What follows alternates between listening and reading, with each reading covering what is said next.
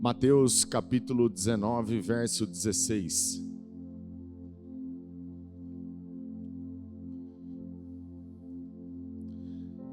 E eis que alguém, aproximando-se, lhe perguntou: Mestre, que farei eu de bom para alcançar a vida eterna? Respondeu-lhe Jesus: Por que me perguntas acerca do que é bom? Bom só existe um. Se queres, porém, entrar na vida, guarda os mandamentos.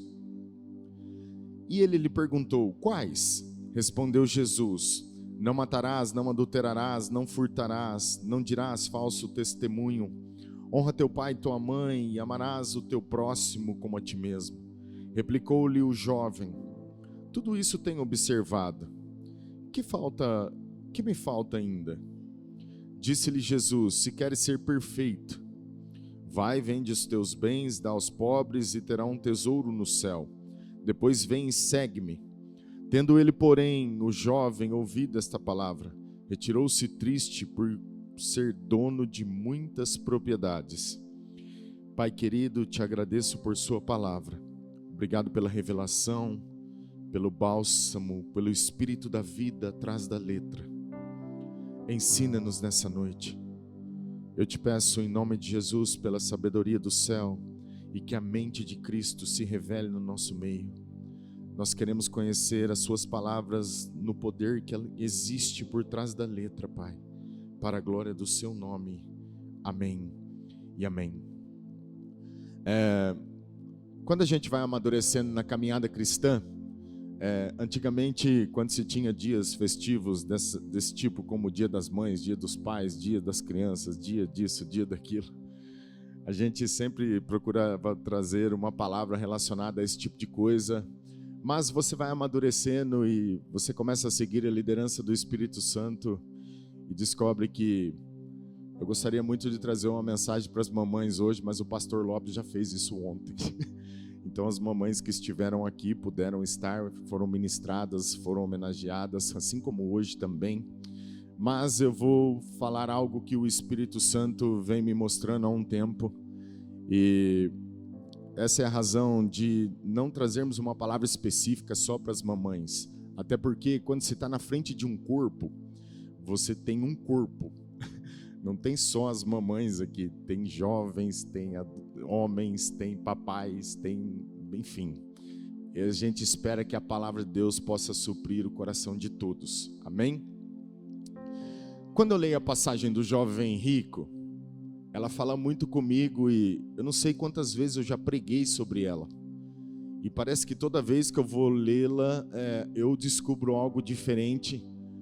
E nesses últimos dias, Deus tem falado muito comigo sobre o coração. E por conta de uma questão que aconteceu comigo, com a minha esposa, a pastora Juliana, nós estávamos conversando algo sobre a reunião do pastor Alan na semana. Ele ensinou algo tão profundo do Espírito, que se você não tiver maturidade e um nível de revelação sobre aquilo, é até difícil de você acolher a palavra. E eu consigo entender, quando estou numa reunião com um homem desse, maduro, que falar sobre coisas espirituais para pessoas naturais é quase que impossível dela compreender isso. Essa é a razão por que Jesus falava do reino de Deus de uma forma às vezes tão aberta, tão clara, e as pessoas podiam compreender isso. Por outro lado, ele usava parábolas, ele falava de coisas terrenas figuradamente para assimilar algo espiritual, e a razão era para que eles não entendessem mesmo. De certa forma, quando os fariseus ouviam sobre uma parábola, eles diziam: o que esse cara está falando? Usando agricultura, fruto, semente, milho, o que tem a ver com o reino de Deus? Mas por trás dessa imagem existia algo muito poderoso acerca do reino de Deus, da vida de Deus. E se você não conhecer o Espírito Santo e não tiver a natureza de Deus para discernir essas coisas, a primeira coisa que a gente faz é, de repente, tentar criar um Deus à nossa imagem. É você tentar moldar a palavra de Deus da forma como eu acredito, como você acredita. Quando o pastor Alan ensinou algo sobre o Espírito Santo naquela ocasião, a minha esposa disse assim para mim: é difícil de eu compreender isso. Eu falei, eu entendo, mas é a verdade. Por mais que as pessoas, às vezes, nós não queremos que seja daquele jeito, não tem como você questionar a verdade, porque Paulo diz que ela é por si só. Por mais que a gente questione, de duas uma, ou você vai levantar uma muralha para que essa semente não produza em você o efeito que ela tem, ou você se entrega a ela, não tem nada a perder, experimente o poder dela. E aí é uma decisão, porque quando se trata do crivo, eu posso questionar e contestar aquilo que eu vou acreditar e aquilo que eu não vou acreditar. E está tão comum hoje, quando a gente fala sobre Deus, por conta da própria informação, a rapidez, a velocidade que as coisas estão acontecendo, né? Você vê um guri hoje de 5, 6 anos, ele mexe num aparelho eletrônico de uma forma que eu não consigo. Eu falo, meu Deus, o que aconteceu? Ou eu estou ficando atrasado, ou ele está nascendo com o cérebro acelerado, não sei. Tem alguma coisa que está mudando a genética humana, eu não sei o que é isso. Mas não é, eles estão inseridos em outro ambiente. A velocidade das coisas é muito rápida. E, enfim, quando eu olho para o jovem rico, ele é um cara que, de certa forma, ele se aproxima de Jesus porque ele tem desejo de algo. Ele quer alcançar a vida eterna. Por mais que ele já tenha feito algumas coisas, deve ter alguma dúvida dentro dele, uma interrogação, e ele se aproxima de Jesus para sanar justamente esse problema. E ele não é alguém comum, mas alguém que as pessoas olhavam para ele e podiam notar que tinha algo diferente. Quando a Bíblia fala de um jovem rico, é porque, de certa forma, esse menino deveria... não sei se especificamente era um menino, mas um homem próspero, que era notável na sociedade. Ele não era alguém comum, mas o seu poder aquisitivo lhe dava uma posição, não sei se de liderança, mas ele era notado de uma forma diferente. E ele se aproxima de Jesus questionando algo sobre como eu posso alcançar a vida eterna. A questão é que, quando se faz uma pergunta interessante sobre salvação, sobre mandamentos, sobre algo que realmente pode mudar a nossa vida, de certa forma, eu preciso estar disposto a estar pronto a ouvir e praticar aquilo que me propus a aprender. O que acontece hoje é que parece que a gente quer saber o que deve ser feito, mas talvez não temos a disposição de viver aquilo. Eu não sei, mas hoje você vai falar com as pessoas, elas dizem assim, olha, eu creio diferente. Mas eu creio diferente. Eu pergunto, como é que pode, se nós nascemos da mesma árvore, temos a mesma natureza, você crê de um jeito, eu creio de outro, alguém deve estar errado. A fé é uma só. Ela pode agir de forma diferente, mas o bem comum, o resultado final é Jesus Cristo. Se o que você faz ou o que eu faço não nos conduz à intimidade, não pode ser o evangelho. E aí é o tipo de crença errada que às vezes, pelo fato de nós permanecermos num comportamento íntegro, e às vezes até notável pela decisão que nós tomamos, nos faz acreditar que nós estamos no caminho certo. Só que quando a gente olha ao redor, os frutos e o crescimento, ele não aconteceu.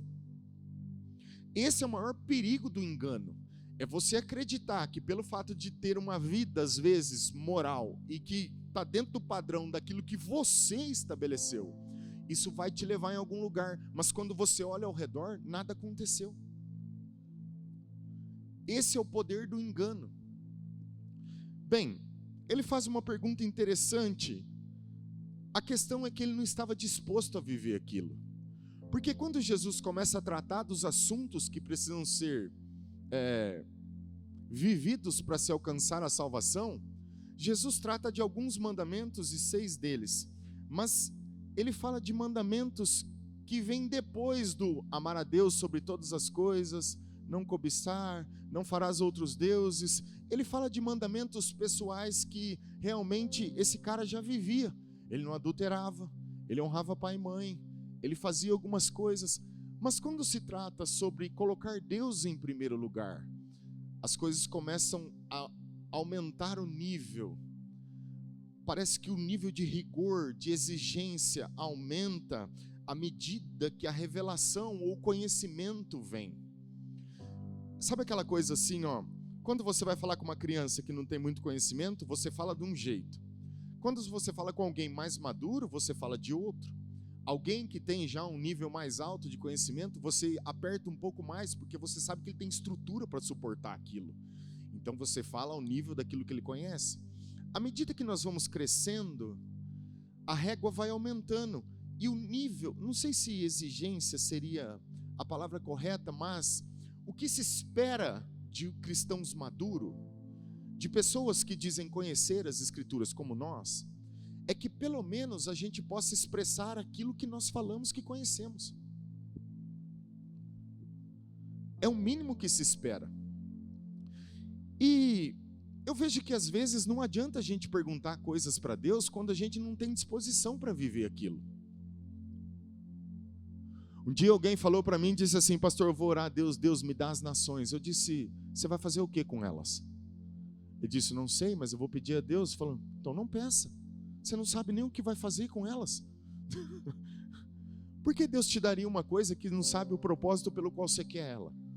Ah, mas eu estou com um desejo de orar sobre isso. Esse é o seu desejo, não dele. Nós podemos ter desejo de um monte de coisa. E talvez é sobre isso que eu queira dizer hoje, falar hoje. Na concepção do jovem rico, parece que o mérito é uma coisa que estava meio que imperando no coração. O fato de ser um homem íntegro, de cumprir algumas coisas para Deus, ele se achava quase que na autossuficiência de ser salvo. Efésios capítulo 2, 8 diz assim: pela graça sois salvos mediante a fé, e isso não vem de vós, é dom de Deus. Não existe meritocracia no reino de Deus. Você pode trabalhar 15 horas no reino de Deus e alguém trabalhar 1 hora no reino de Deus, eles vão receber o mesmo salário?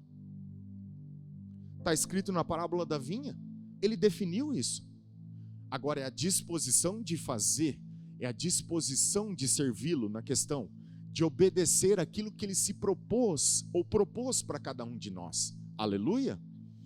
O fato é que o jovem rico faz uma pergunta e ele não tem disposição. Todo esforço que a gente faz para impressionar as pessoas naquilo que a gente não quer viver, vai nos desqualificar diante de Deus. Guarda isso no seu coração. Qualquer coisa que eu faça para imprimir nas pessoas uma imagem que eu não estou disposto a me tornar ou a ser, isso vai me desqualificar diante de Deus. Seja o que você é. Mas se for para ser, seja amável, perdoador, gentil, cortês, alguém de oração. Expresse o caráter de Jesus, mas seja você, com as suas características. Faça aquilo que você tem, caminha com aquilo que você tem andado. Pastor, mas e se eu falhar no meio do caminho? Está tudo bem. A gente chama isso de processo de crescimento. Quem nunca falhou? Todos nós falhamos. Amém? E Deus sabe disso. Bem, Jesus dá uma resposta para ele e diz assim: se você quer mesmo ser perfeito, a questão é que existe a boa, agradável e a perfeita vontade de Deus. Quando eu olho para isso, me lembro da parábola do semeador: 30, 60 e 100 vezes mais. Algumas pessoas vão no 30, começam a desfrutar de algo, elas dizem: vou parar por aqui, e a vida dela fica naquilo. E ok, é o que ela escolheu, mas é só aquilo. Algumas querem ir um pouco mais, e elas acabam se abrindo, se entregando um pouco mais, e elas produzem 60, elas frutificam um pouco mais, o que a gente poderia chamar de agradável. Mas algumas decidem se jogar, sem medo, né? O que eu sou, o que eu tenho, família, tudo, trabalho, é tudo seu. Faz o que o Senhor tem que fazer. Aleluia! E eles produzem 100 vezes mais.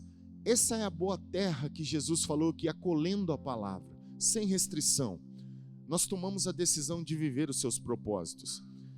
Embora o jovem rico deve ter tido um pensamento da seguinte maneira: Jesus vai acabar com meus planos. Imagina um cara rico que agora está ouvindo: vende tudo que você tem e dá aos pobres. Jesus está trabalhando naquilo que governa ele. Entenda uma coisa, Jesus não queria tirar do jovem rico o que ele tinha. Deus não faz isso. Ele só estava trabalhando naquilo que governava o coração do jovem rico, naquilo que tinha o controle, o governo, que eram as suas propriedades, eram as suas coisas. Tanto que quando ouve sobre isso, ele fica triste. Entre o definir aos seus sonhos, os seus planos, aquilo que ele tinha e aquilo que Jesus estava propondo para ele, ele escolhe ficar com os seus planos. E ele sai muito triste. Por quê? Porque o trabalho de Deus, em primeiro lugar, é trabalhar no nosso coração, para que a gente possa entender e assimilar o padrão pelo qual nós nos aproximamos dele. Pode ser que isso leve um pouco de tempo, mas eu tenho certeza que a gente se dispor o coração, Deus fará. Bem, comparando a nossa vida com a do jovem rico, quando olho para mim, me parece que se nós não atentarmos para a maneira como nós vivemos, pode ser que nós estejamos vivendo no mesmo padrão do jovem rico. Algumas coisas a gente permite que Deus toque, outras não. E eu me pergunto às vezes, por quê? Por que nós somos tão resistentes? Sabe quando você entra num ringue, você vai brigar com Deus, fala, essa luta já está definida. Você vai perder, se entrega. É melhor. Sabe, você fica protelando. Eu fico protelando. A gente vai brigando, Deus, por favor, deixa mais um pouquinho. Ô Deus, eu quero só mais um pouco. Espera aí, não, agora não, Deus. É só mais um tempo. Não, mas é agora, você precisa romper com isso agora. Não, ô Deus, espera aí, vai dar certo. E a gente fica tentando protelar uma coisa que ele já pediu para que a gente colocasse um ponto final. Só que aquilo que a gente nutre pode ser a única coisa que nos falte. Lembra que ele disse para o jovem rico? Só te falta uma coisa. Às vezes, essa única coisa pode ser suficiente para impedir você de Deus virar uma chave e você se tornar exatamente aquilo que Ele quer que você seja. Só uma coisa. Só uma. E quando a gente faz um check-up, a gente consegue entender isso. A gente olha para dentro e começa a imaginar, puxa, como será que eu tenho vivido? Como será que eu tenho vivido?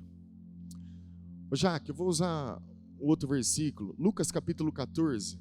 Eu não ia fazer isso, mas o Espírito me pede ir para lá. Lucas capítulo 14, no verso 25, diz assim a Escritura. Agora eu vou ter que deixar o iPad aqui.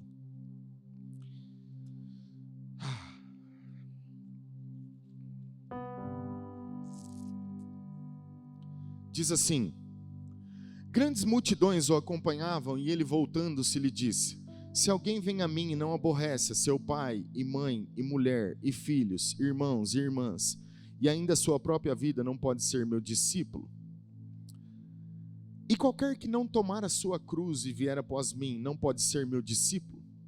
Pois qual de vós, pretendendo construir uma torre, não se assenta primeiro para calcular a despesa e verificar se tem os meios para concluir? Deixa eu parar por aqui, eu já volto um minuto. Quando você lê o capítulo 25, grandes multidões o acompanhavam. O que está acontecendo? No capítulo 14, Jesus está ensinando sobre servidão.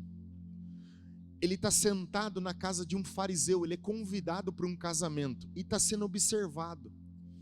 E as pessoas começam a assumir os primeiros lugares. Só que ele diz assim, quando vocês forem assumir ou convidado para uma festa, assuma os últimos lugares. O que ele está ensinando? Sobre servir.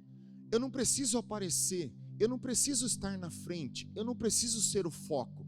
O que eu preciso é ter o coração disposto a servir a Deus. Independente de qualquer lugar, o fato é que o Senhor nos observa o tempo todo. Aleluia! Agora tem uma questão. Quando ele sai daí, ele propõe uma parábola e fala sobre um banquete. E ele começa a convidar as pessoas para fazer parte desse banquete, do relacionamento, das bodas, do noivo e da noiva. Ele diz, o banquete está pronto. E alguns se recusam, dizem, olha, eu não posso ir porque comprei um campo, comprei uma cabeça de gado, fiz isso, fiz aquilo. A única coisa que a gente ouve é o quê? Desculpa. ok? Desculpa. Que é mais ou menos o que está acontecendo com a nossa vida às vezes por conta do que os dias estão corridos. Eu não sei você, mas parece que às vezes o dia não tem 24 horas, parece que tem 17. Eu falo assim, volta aqui relógio, volta que eu não terminei, tem muita coisa para fazer. Mas está tão corrido que a hora que você viu já passou. E aí a gente vai colocando os afazeres, as tarefas vão entrando, a hora que a gente vê o dia já passou. E de fato algumas coisas ficaram para trás. Mas presta atenção, quando ele precisa dividir multidão de discípulos, ele vai um pouco mais profundo. Ele diz assim, grandes multidões o seguiam. Então ele diz, se você não carregar a minha cruz, ou melhor, se você, verso 25, 26, se alguém não amar menos, a palavra amar menos aqui não é para que você não ame, de forma alguma. Não é para que você deixe de cumprir os seus afazeres, porque Deus ele não confronta os seus próprios princípios. Entenda isso. Ele está dizendo assim, ó, se você não aborrece, a palavra no original é amar menos. Põe para mim já que o versículo, por favor. A seu pai, mãe e mulher e filhos, irmãos, irmãs e ainda sua própria vida. Você percebeu que não colocou marido? Porque aqui a consideração é para os gregos, tá? Mas os maridos estão aqui. Diga, os seus familiares. O que ele está falando aqui? Todas essas vozes aqui são de grande influência na nossa vida, não são? Quando a sua mãe fala com você, tem um peso maior? Sua esposa? Seus filhos? Todas essas vozes têm uma certa influência na nossa vida e grande. Só que ele está dizendo assim, ó, o que ele está tentando ensinar é que se você vai se tornar o meu discípulo, a minha voz tem que estar acima da deles. Aí, talvez a última fala de Jesus no versículo é o que pesa mais, que diz assim, se você não amar amar menos a sua própria vida. Ou seja, às vezes a gente deixa de obedecer ou romper, o que nos impede de realmente seguir o que Deus está pedindo para nós, é porque de certa forma, existe um interesse da minha parte e da sua, que eles se tornam tão intensos dentro da gente, que a gente não quer causar um conflito ou um problema com essas pessoas, mas não vai causar. Só que os nossos desejos são tão intensos, os nossos interesses são muito maiores. Por exemplo, se Deus te pedisse para fazer algo que pode confrontar um pensamento tradicional da família, por exemplo, minha família fazia assim, mas Deus está dizendo que nós temos que fazer assim. Mas você vai romper com a tradição. Tem que romper. A voz dele tem que estar acima da família. Aleluia? Só que eu não quero que isso aconteça. Por quê? Porque se eu falar que eu vou fazer isso, eu vou causar um problema no meio da família. Então existe um interesse da minha parte pessoal, que se torna tão intenso a ponto de ser idólatra. Porque na verdade eu amo a minha vida. Eu não amo a Deus acima de tudo. Eu amo a mim. O interesse é meu. Eu estou preocupado comigo, não com Ele. Por isso a gente se recusa a obedecer. Agora, você deve pensar o seguinte, mas se eu fizer isso, eu posso causar um problema, por causa de meia dúzia de pessoas que, sem discernir a voz de Deus, acabaram trazendo desequilíbrio para a igreja. Ao invés de cuidar de ministério, da família, do trabalho, das coisas que realmente importam, eles cuidaram de um e desequilibraram o outro. E aí ficou uma imagem negativa, o que não é verdade. Porque Deus não faz isso. Por que eu estou te dizendo isso? Porque se você decidir ouvir a Deus, sem medo, quando Deus me chamou para o Ministério Integral, Ele disse assim para mim, larga tudo que você está fazendo e vai pregar o Evangelho. A primeira coisa que eu pensei, eu vou perder meu trabalho, eu não tenho igreja, eu não tenho sustento, eu não tenho povo, eu não tenho ninguém. Como é que eu vou cuidar da minha mulher? É a primeira coisa que eu pensei. Você acha que a voz dela já não estava vindo aqui? Eu não vou ficar com um homem assim não, já estava na minha mente. A voz de Deus e a dela. E o que é correto? O homem tem que ser o provedor da casa. Aleluia! Glória a Deus! A primeira coisa que eu senti, mas Deus disse assim, dela cuido eu.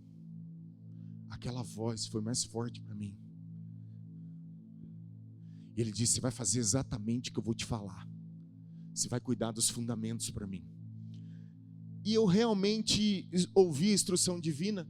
Quando amanheceu no outro dia, eu preparei o café da manhã para nós. Eu não falei nada para Juliana durante 2 meses. Deus falou comigo, eu não falei nada. Eu fiquei quieto. Um dia eu estou em Ribeirão Preto, na frente, o pastor Luiz Hermínio está ministrando, ele sai lá da frente e fala assim, assim diz o Senhor, você é um profeta na terra, Deus está separando você para a obra do ministério. A Juliana estava do meu lado, ele falou assim, você é a esposa dele? Ela falou, sou. Ei, você precisa entender, era Deus cuidando dela. Eu não precisei falar nada. Eu fiquei quieto. Agora, o que está acontecendo é que parte de um ministério que traz desequilíbrio está trazendo uma imagem negativa de algo tão bom e poderoso que é servir a Deus. E que o filho pródigo se recusou porque ele tinha desejos intensos centrado nele mesmo, o que se tornou idólatra. Na verdade, a gente se recusa a se entregar de uma forma mais intensa, justamente porque a gente ama a nossa própria vida. A gente não quer perder o controle, a gente não quer tirar o pé do chão, a gente não quer se entregar de verdade. Por quê? Porque tem algumas coisas que eu não sei como é que eu vou lidar, como é que eu vou fazer, mas Ele garantiu que você pode. Por quê? Os versículos abaixo diz assim, ó, verso 28. Pois qual de vós, pretendendo construir uma torre, não se assenta primeiro para calcular a despesa e verificar se tem os meios para concluir? Para não suceder que, tendo lançado os alicerces e não podendo acabar, todos os que virem zombem dele, dizendo, este homem começou a construir e não pode acabar? Ou, qual é o rei que, indo para combater outro rei, não se assenta primeiro para calcular se com 10.000 homens poderá enfrentar o que vem contra ele com 20.000? Caso contrário, estando o outro ainda longe, envia-lhe embaixada de paz, pedindo condições de paz. Assim, pois, todo aquele que dentre vós não renuncia a tudo, repita comigo, a tudo, o que tem, não pode ser meu discípulo. Em outras palavras, o que Jesus está dizendo? Se você atender a voz dele, ele tem o material necessário para que você construa a salvação na sua família, o ministério na igreja, o trabalho que você precisa. Ele garantiu o material suficiente para que a torre seja construída. Ninguém pode dizer, Deus te chamou para a obra do ministério para que você arrebente a sua família. Não, Deus não faz isso. Por quê? Porque Ele te deu o material necessário para que você construa essa torre, você edifique a sua família, construa a obra do ministério, trabalhe no lugar que você tem que trabalhar. O material foi conquistado na cruz do Calvário. Aleluia! Tem noção disso? Aleluia! Só que quando olho para o jovem rico, ele não entendeu isso. Porque quando Jesus pediu para ele, abra mão de tudo e siga-me. Logo depois ele propõe a parábola da vinha, ele diz, ó, eu vou te pagar o salário que você precisa. Onde que está a questão? No coração. Volta o versículo para mim já, aqui, o 26. A questão está só numa palavrinha aqui, ó. Se você não amar menos a sua própria vida, o que vai acontecer? Todas as nossas orações, os nossos desejos serão pautados e centrados em nós mesmos. Eu preciso abrir mão da minha vida. A gente chega aos pés de Jesus e diz, Jesus, minha vida é sua. Será? Porque se ele disser, igual ele falou para o jovem rico, talvez a gente faça a mesma coisa. Quando a gente chega diante dele e diz, Jesus, eu te entrego tudo, tudo mesmo. Porque se Ele pedir algo para nós, isso tem que estar à disposição dEle. Só que a gente se acostumou a viver assim. A gente fala e vive ao contrário. A gente ora coisas que Deus nunca pediu para que a gente orasse. E acredita que vamos receber. Agora, eu quero ler um texto com vocês em Tiago. Acompanhe aqui na tela comigo, capítulo 4. De onde procedem as suas guerras e contendas que há entre vós? De onde, senão dos prazeres que militam na vossa carne? Cobiçais e nada tendes, matais e invejais e nada podeis obter? Viveis a lutar e a fazer guerra, nada tendes porque não pedis, pedis e não recebeis, porque pedis mal. Para esbanjardes em vossos prazeres infiéis, não compreendeis que a amizade do mundo é inimiga de Deus? Aquele, pois, que quiser ser amigo do mundo, constitui-se inimigo de Deus. Tiago faz uma pergunta aqui e diz assim, de onde procedem as suas guerras e batalhas? Se não da sua própria carne. Se você fizer um check-up interior, as nossas guerras e conflitos, elas partem da nossa carne. Você pode ver, a gente discute ou briga com as pessoas, sabe por quê? Porque quando elas falam conosco, parece que elas estão violando uma lei interna que eu acredito. E foi exatamente isso que eu senti quando conversava com a minha esposa sobre a reunião do Pastor Alan. Às vezes as pregações ensinadas, elas são tão profundas, que elas confrontam aquilo que eu acredito, que eu quero para mim. Mas é Jesus trabalhando em nós. Se eu não me abrir para a operação da semente, ela não pode produzir o efeito pelo qual ela está sendo lançada. Então eu fico preso nas minhas intenções, nos meus desejos, no que eu acredito, no que eu quero, é o que eu vou viver para mim. Agora Tiago está fazendo uma pergunta, de onde vêm os seus problemas? Guerras, conflitos, desentendimentos, se não da sua própria carne. Ele revela que a fonte de tudo isso é o coração. Lembra que eu falei, se eu não amar menos a minha própria vida, a fonte da maioria dos nossos problemas está no meu coração. A maneira como eu ajo e reajo, as minhas ações, aquilo que eu penso, aquilo que eu vou me tornar, é fruto daquilo que eu estou cultivando aqui dentro. Ele está mostrando a fonte para nós. Agora, se o problema está no coração, não significa que são necessariamente pecaminosos. Mas Tiago fala de desejos que são tão intensos, que a gente está disposto a brigar, discutir e até pecar se necessário, para mantê-los aquilo que a gente realmente fala e acredita. Por isso que ele dá a ideia de guerra, que parece que eles se acampam nas nossas emoções e começam a entrar em conflito dentro da gente, falam, não, eu não quero isso, não é isso que eu quero, não, eu não acredito assim. Olha, o que você acredita, o que eu acredito, se não estiver em consonância com a palavra de Deus, se não estiver alinhado com a palavra de Deus, não vale de nada. Você pode acreditar no que você quiser, e eu também. Se a palavra de Deus não for o perímetro, a régua que define a revelação, nós estamos perdidos. Nós estamos perdidos. Por que se tinha milagre, poder e julgamento, juízo na igreja primitiva? Atos capítulo 2 a 5. Eu posso te dizer. Nunca parou para perguntar? Por que a igreja de agora não vive o padrão da igreja de Atos capítulo 2 a 5?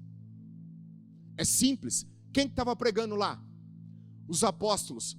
Qual foi a fundação que eles receberam? Os evangelhos. O que eles estão ensinando na igreja primitiva? A revelação dos evangelhos, as parábolas. O ensino é verdadeiro. Tem poder, tem julgamento, tem graça, tem milagre, tem tudo. Por que não se tem hoje? Porque a maioria da fundação que sai do púlpito é um evangelho banal, de balela, que não leva ninguém a lugar nenhum. Simples assim. A gente não gosta de ouvir essas coisas, porque de certa forma, A mensagem não é para jogar um peso, um jugo sobre nós. É para nos constranger a viver uma vida real. É diferente. É a maneira como eu recebo isso, como eu acolho, de verdade. Voltei um pouco diferente dessa viagem que eu vim, porque Craig Hill falou muito sobre ter uma liderança servidora. E eu estou tentando assimilar isso de uma forma, de verdade, agressiva no meu espírito. Eu falei aqui numa reunião do diaconato, e como eu sou pastor dessa igreja, eu preciso definir algumas coisas. Tem coisas que eu não vou pedir ou ficar implorando para que as pessoas façam. Não sou eu que faço isso. Eu não mais. Se você entendeu isso, vamos caminhar de mão dada, bora para cima. Se você não for, eu também não vou te obrigar. Mas eu não posso permitir que o desalinhamento desalinhe os outros. De alguma forma, não. Nós vamos ter que corrigir isso. Mas eu entendi que eu vou tentar te promover de uma maneira diferente. Eu vou tentar ser o melhor possível e te servir da melhor maneira possível, para te entusiasmar e te incentivar a permanecer. Se você mostrar uma resposta, eu vou gastar o meu tempo com você, a minha vida. Mas se eu ver que você também não quer nada com nada, tem um monte de gente em volta que está querendo. E a gente precisa entender isso. A gente precisa amadurecer nessa questão. Como igreja. Como um povo que entende, que sabe o que quer. Que sabe onde quer chegar. Tiago está nos dando a resposta que os conflitos que nós passamos é baseado nos desejos idólatras que nós temos o tempo todo dentro da gente. Porque quando Jesus vai confrontar a gente de algo nas Escrituras, a gente sempre tem uma desculpa ou uma questão de que não é isso que eu quero. Olha as palavras que ele usa: cobiçais, desejo por algo; matais, manifestação de ódio; invejais, sinônimo de cobiça. Tudo isso está dentro do homem. E ele está dizendo que você pode pedir o quanto quiser que não vai receber. São desejos pautados no prazer, no ego. E a gente não quer ser mudado. Essas paixões distorcidas dentro da gente está nos conduzindo a uma vida, às vezes apática, que não reflete a glória de Deus, o caráter de Cristo. Hoje eu estava orando um pouco, eu me lembrei do Davi Maia. Eu fui ministrar em janeiro em Ribeirão Preto, na Batista Renovada, no aniversário da igreja. Ele estava lá ministrando. Ele é um ministro de louvor muito querido assim, e temeroso, um cara que ele não dilui, ele não se mistura com coisa para agradar os outros. E ele começou a falar de canções. Escute, presta bem atenção, estou falando do Davi Maia. Ele tomou a decisão de não ouvir nenhuma outra canção, porque ele entendeu algo sobre contaminação, como Deus era santo e se recusa a se contaminar por conta da sua glória. E ele entendeu que se ele quisesse manifestar a glória de Deus, ele teria que cada vez mais se purificar nesse mundo. E por conta disso ele tomou a decisão de viver uma vida extremamente relevante. E ele diz assim: eu me recuso a fazer esse tipo de coisa para não poluir o meu coração. E aí eu me lembro que ele disse o seguinte: se você... Queria pôr o Lopes nessa, mas não vai dar certo. O Lopes é flamenguista. Eu queria pôr um corintiano igual o Renan, corintiano, São Paulino, aí não dá. Vou pôr o Lopes mesmo. Flamenguista. Se eu chamasse o Lopes aqui e falasse assim: Lopes, canta o hino do Palmeiras para mim, ele se recusa.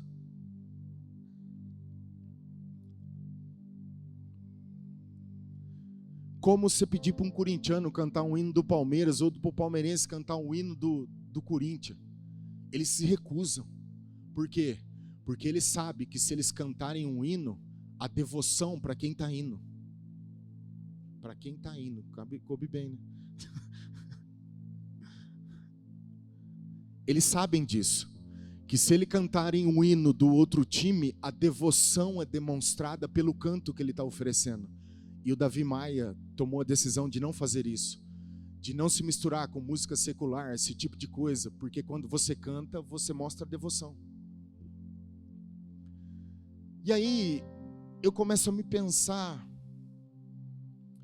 se Deus não está começando a trabalhar a construção de novo, nos trazer de volta entre o altar, o pórtico, o lugar onde a gente vai rasgar o coração, sabe? A gente vai se expor e não vai ter medo disso.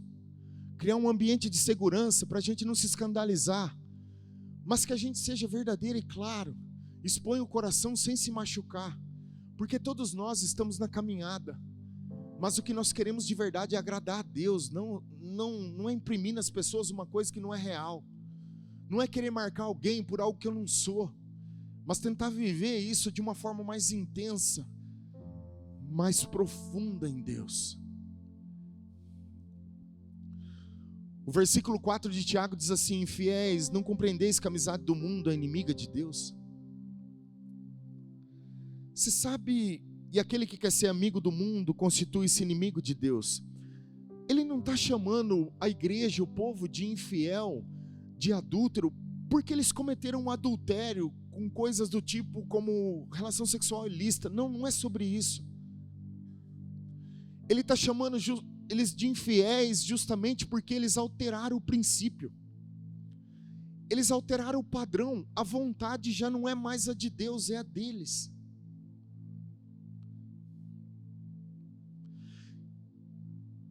E talvez a gente esteja servindo a Jesus partindo de uma imagem que não foi esculpida pelo Espírito de Deus dentro de nós. Se alguém te perguntar para você assim, defina Jesus. Quando você falar, a sua experiência é carregada de amor, de paixão, de poder.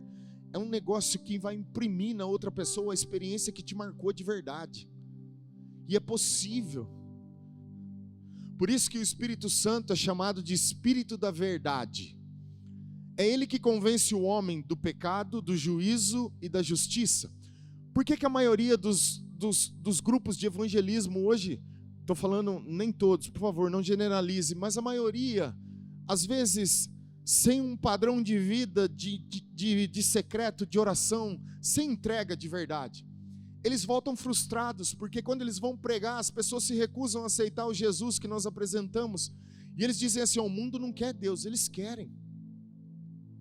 Talvez o problema é que quando eu falo do Deus que eu prego, ele não é real para mim, e o Espírito Santo, que tem o trabalho de convencer o homem do pecado, do juízo e da justiça, ele não pode testificar com isso, porque isso não é uma verdade para mim.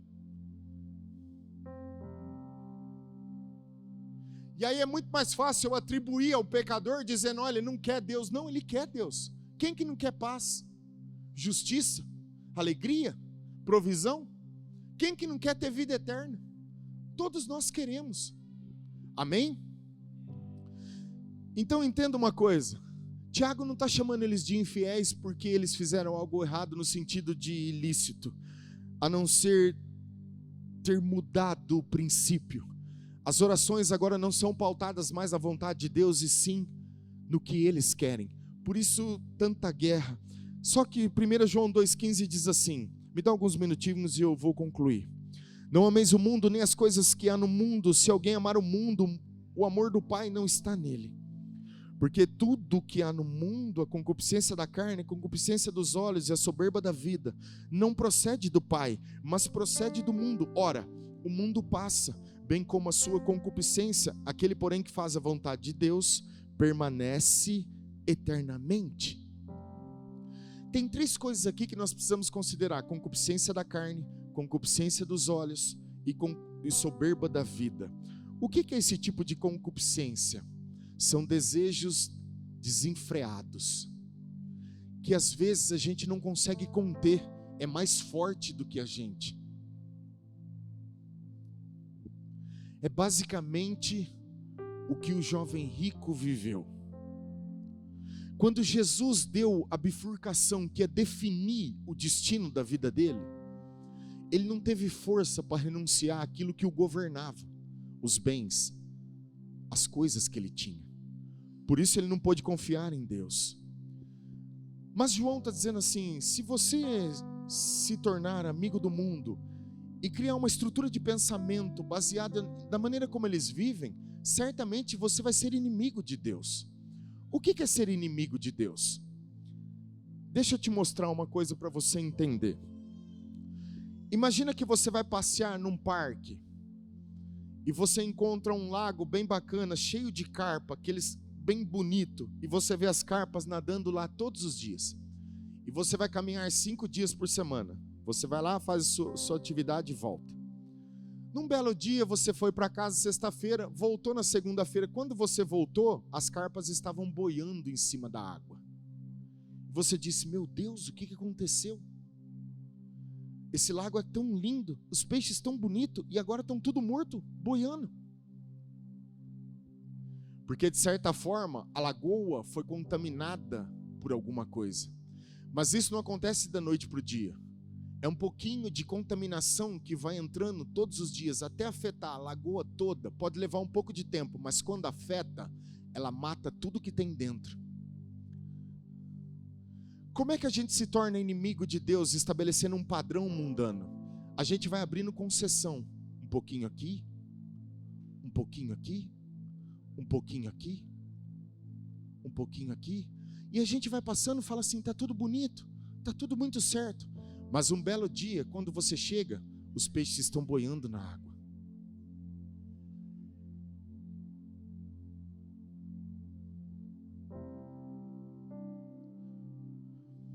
Me parece que em algum momento na história, a igreja vem abrindo concessões para algumas coisas.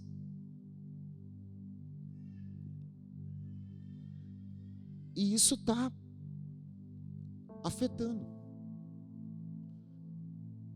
Eu digo a igreja na face da terra. Mas tomando isso pessoalmente para nós, eu não posso abrir concessão dentro de mim. Você não pode. Não negocie. Não negocie.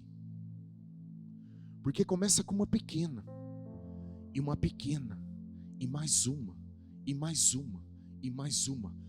Pastor Irineu um dia me deu um conselho que eu nunca esqueci. Uma grande tragédia nunca começa com uma grande tragédia.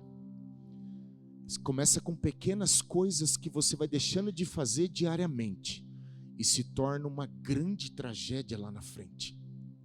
São pequenas coisinhas que você vai deixando e depois você vê o resultado lá na frente. Então entenda, quando a gente começa a fazer isso, o padrão do mundo vai se estabelecendo.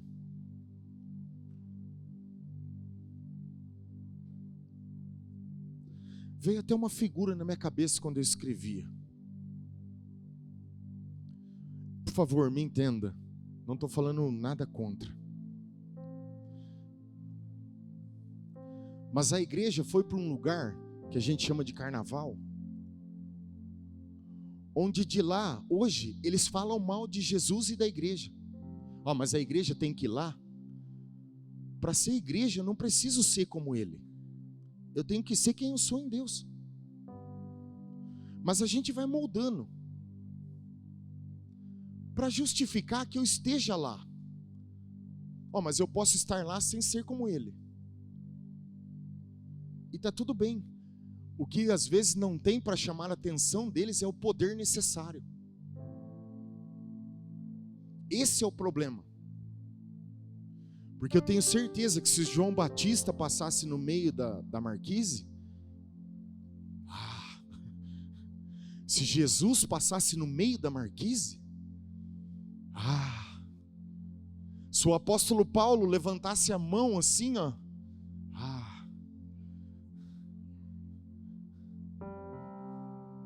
então a gente toma o molde. Agora a gente molda algo de alguém que hoje fala mal de nós, do Jesus que nós servimos, do Deus que nos salvou.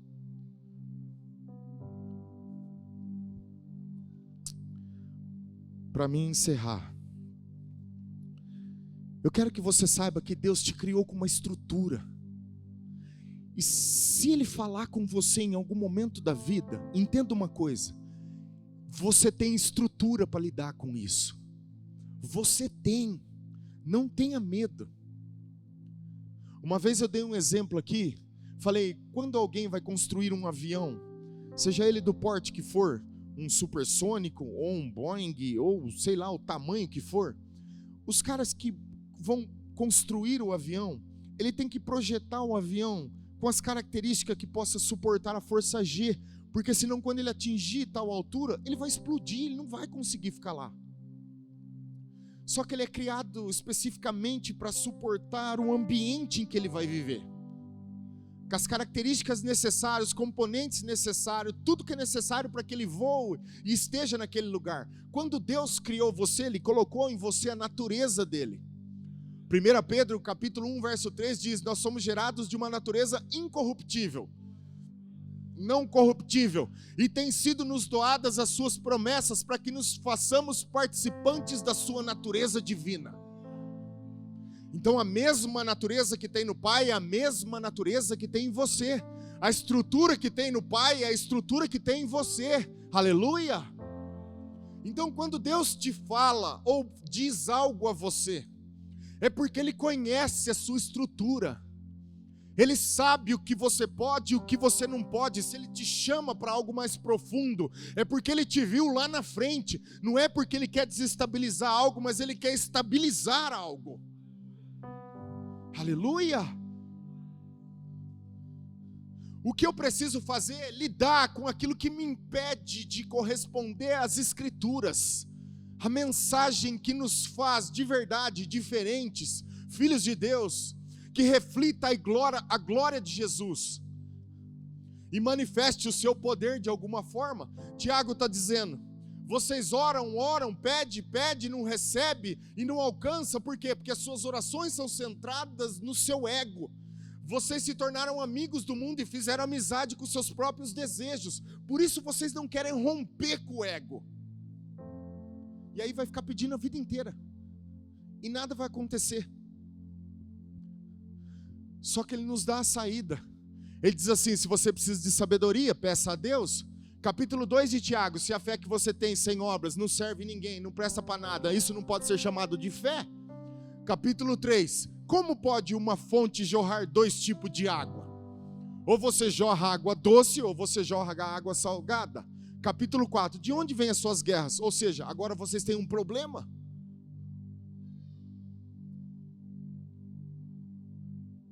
Receberam sabedoria, receberam fé, não serviram ninguém, não fizeram nada com o que receberam, e agora estão pedindo um monte de coisa e nada está acontecendo. Por quê? Porque tudo que vocês fizeram foi esculpir um Jesus que não sou eu, mas é um Jesus amigo do ego. De onde vem isso? Do coração. E ele diz, se você não amar a sua vida menos, você não pode ser meu discípulo.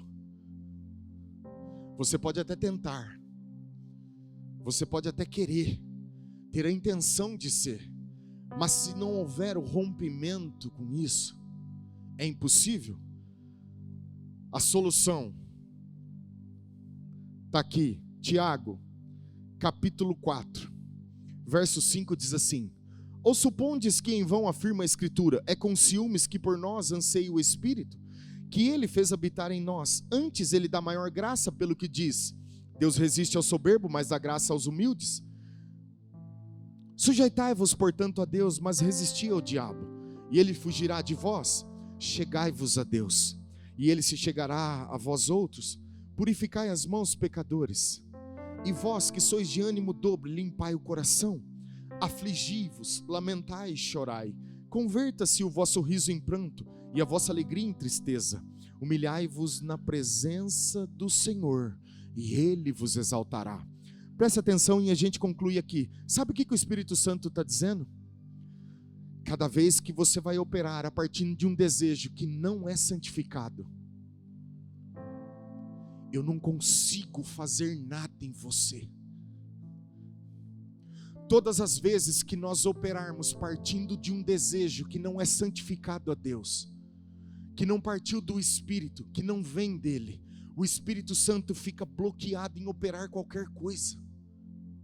Mas ele está dizendo assim, eu sei o que é melhor para você, eu sei do que você precisa, eu sei aonde você pode chegar, eu sei os planos que tenho a seu respeito.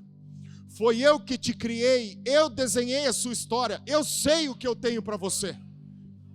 Por mais que você deseje coisas que você ache que vai ser bom para você, o meu plano é muito melhor que o seu, diz o Senhor. É por isso que com ciúmes ele diz, olha, por favor, permita-me que eu opere em você. Os meus desejos são melhores do que o seu, as minhas orações são maiores do que a sua. Converta-se a sua alegria, que deseja coisas do mundo, em tristeza pelas almas que estão perdidas. Eu tenho te chamado para algo maior, aleluia. Eu tenho te chamado para uma obra que os homens não podem fazer, mas que eu te chamei para fazer, aleluia. Esse é o Deus que nós servimos. Não tem como você não ter um encontro com Ele, não se apaixonar por Ele. Não tem como alguém dizer, Jesus, eu te vi, e não ficar apaixonado por Ele. É impossível, mas a gente quer mais, a gente quer mais, a gente quer mais. Lembra Raquel, a mulher de Jacó? Todos os dias, calma, atribulada, pedia a Deus, Deus me dá um filho. Todos os dias vendo as suas enteadas tendo filho, as suas servas tendo filho, e a outra mulher Lia tendo filho, todos os dias zombava dela, e ela dizia, Deus me dá um filho, Deus me dá um filho, Deus me dá um filho. Um dia Deus ouve o clamor de Raquel e diz, o Senhor ouviu o clamor de Raquel. Põe para mim aí, Jaque, Gênesis capítulo 30, eu acho que é isso mesmo, 30 alguma coisa. Eu acho que eu anotei isso. Lembrou-se Deus de Raquel, ouviu-a e a fez fecunda. 23. Ela concebeu e deu à luz a um filho, e Deus me tirou o vexame. 24. E lhe chamou José, dizendo, dê-me o Senhor ainda outro filho. Escuta, ela já não podia ter. Ela já teve um, não está bom? Não, nunca está bom. Porque a gente sempre quer mais. Sempre quer mais. Sempre quer mais. Capítulo 35, Benjamim vem, Raquel está morta. Por quê? Porque tudo que você pede a mais do que Deus quer te dar, é isso que vai te matar.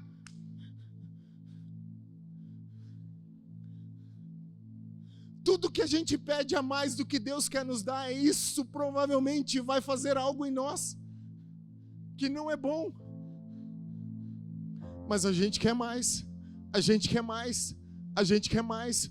Mas o Espírito Santo está dizendo em Tiago, se você se entregar nas minhas mãos, chegai-vos a Deus. O achegar não é distância, Deus habita em nós, aleluia. O que Ele está dizendo é, se abra para mim. E quando você começa a orar no Espírito Santo, o Espírito Santo começa a orar os mistérios de Cristo dentro de nós. E Ele vai transferindo o plano e os propósitos de Deus dentro do nosso espírito. E Ele consegue implantar os desejos, os planos de Deus dentro de cada um de nós. Aleluia! Ele está dizendo, chegue-se a mim, se apresente a mim, e eu vou te exaltar no tempo oportuno. Aleluia! Fica de pé comigo por um momento.